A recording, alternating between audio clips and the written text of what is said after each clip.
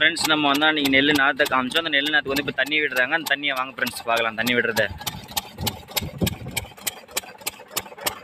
திருவிழா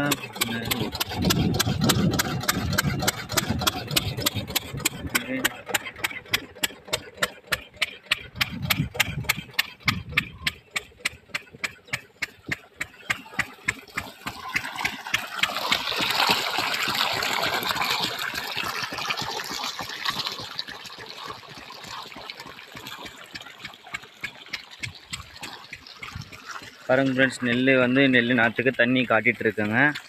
பாருங்கள் ஃப்ரெண்ட்ஸ்.